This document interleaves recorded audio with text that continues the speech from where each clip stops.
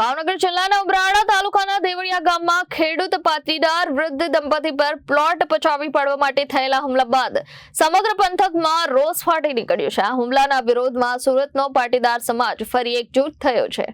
સુરતમાંથી 30 કારોના કાફલા સાથે પાટીદારો દેવળિયા માટે રવાના થયા છે। પાટીદાર અગ્રણીઓ જણાવ્યું હતું કે તેઓ પીડિત પરિવારને હૂંફ આપવા માટે અને ગામમાં સમરસતા જાળવવા માટે ઉતર્યા છે। દેવળિયા પહોંચીને પીડિત પરિવારની મુલાકાત આપી તેમને હૂંફ આપવામાં આવશે, જ્યારે બપોરે 3:30 કલાકે ખેડૂત લોક સંવાદ કાર્યક્રમ યોજાશે, જેમાં પોલીસ અધિકારીઓ પણ હાજર રહી કાયદાકીય સુરક્ષાનો વિશ્વાસ આપશે। વિજય માંગુકિયા અને અભિન્ન કડથિયા સહિત પાટીદાર અગ્રણીઓએ જણાવ્યું હતું કે છેલ્લા 1 મહિનામાં આવી ઘટનાઓ વધી છે અને ગામડાઓને જીવંત રાખવા માટે સમાજને એકતા દાખવવી જરૂરી છે। ખેડૂત ધનજીભાઈ વશરામભાઈ ધોરાજીયાએ ઉમરાળા પોલીસ સ્ટેશનમાં ફરિયાદ નોંધાવી છે કે ગામના ગબાભાઈ ગમારા અને તેમના પરિવારજનો મઢ માટે પહેલેથી આપેલી 12 ફૂટ જગ્યા સિવાય અડધો પ્લોટ વધુ માંગતા હતા અને ઇનકાર કરતા તેઓ ઉશ્કેરાઈ ગયા। ધનજીભાઈને થપ્પડ મારી ઘરની મહિલાઓને ગાળ આપી અને પરિવારના 8-10 લોકો મળીને દિવાલ તોડવાનો પ્રયાસ કર્યો હતો। પોલીસ ફરિયાદ બાદ સુરક્ષા વ્યવસ્થા કડક બનાવાઈ છે। વિજય માંગુકિયા। વિજયભાઈ, સૌરાષ્ટ્ર જવા રવાના થયા છો, શા માટે જઈ રહ્યા છો? સૌરાષ્ટ્રના ગામડાઓમાં છેલ્લા 1 મહિનાની અંદર અલગ અલગ જગ્યાએ વિવિધ પ્રકારની ઘટનાઓ સામે આવી છે ને ત્યારે ખેડૂત પરિવારોને મોટા ભાગે ભોગ બનાવીને અસામાજિક તત્વો દ્વારા હુમલો કરવામાં આવ્યો છે। ત્યારે આજે 30 જેટલી 4-વ્હીલર કાર સાથે અમે દેવળિયા ગામમાં જઈ રહ્યા છીએ ને દેવળિયા ગામના આજુબાજુના ખેડૂતોની સાથે સંવાદ કરવાનો છે કે અમે ઊભા છીએ ને ક્યારેય તમારે ગભરાવાની જરૂર નથી। પોલીસ આપણી સાથે છે, સરકાર આપણને સહયોગ આપી રહી છે, ત્યારે કોઈ પણ વાતે ડરવાની જરૂર નથી।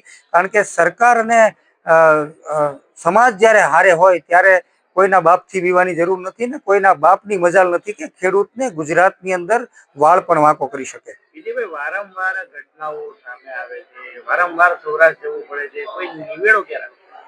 ચોક્કસ સરકાર આ દિશામાં વિચારી રહી છે ને આ બંધારણની અંદર કંઈક એવી જોગવાઈઓ છે કે સામાન્ય ગુનો કરનારા લોકો જ્યારે આ પ્રકારની ઘટનાઓ સામે આવતી હોય, સામાન્ય ગુનો થતો હોય ત્યારે બંધારણીય રીતે એને છટકબારીઓ મળતી હોય, પરંતુ અમે ગૃહ વિભાગમાં સરકારશ્રીને વિશેષ રજૂઆત કરી છે કે આ પ્રકારની ઘટનાઓને કાયમ માટે ડામવા માટે સરકાર આગળ આવે, સરકાર પહેલ કરે અને અસામાજિક તત્વોનો જે ત્રાસ છે એને ખોફ વધે અને અસામાજિક તત્વોનો જે ત્રાસ છે ને ગામડાઓને જીવંત રાખવા માટે અમારો જે પ્રયાસ છે એ સહયોગ આપે।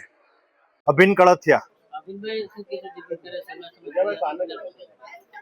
સૌરાષ્ટ્રમાં છેલ્લા ઘણા સમયથી અસામાજિક તત્વોએ માથું ઉંચક્યું છે અને ગામડામાં રહેતા વયોવૃદ્ધ વડીલોને એમની જમીનો પર અને પ્લોટ પર કબજો કરવાના ઈરાદાથી આવા અસામાજિક તત્વો એમને યનકેન પ્રકારે પરેશાન કરતા હોય છે, મારતા હોય છે, ડરાવવાનો પ્રયત્ન કરતા હોય છે। ત્યારે સુરતના યુવાનોએ એમને હિંમત ઊભી થાય, એમનામાં એક શક્તિ ઊભી થાય એના ભાગરૂપે સુરતમાં મોટી સંખ્યામાં પાટીદાર યુવાનો અને આગેવાનો એકત્રિત થયા હતા અને આ એકત્રિત થયેલા આગેવાનો યુવાનોએ ગામડે જઈ આ વડીલોને એક સપોર્ટ મળી રહે અને વડીલો આવા અસામાજિક તત્વો સામે કેસ કરી એમના પર કાયદેસરની કાર્યવાહી થાય એ બાબતના પ્રયત્નના ભાગરૂપે સુરતથી મોટી સંખ્યામાં પાટીદાર યુવાનો આવતીકાલે દેવળિયા ગામે જવાના છે। Reporter Arvind Rathod, Janadesh news, Surat.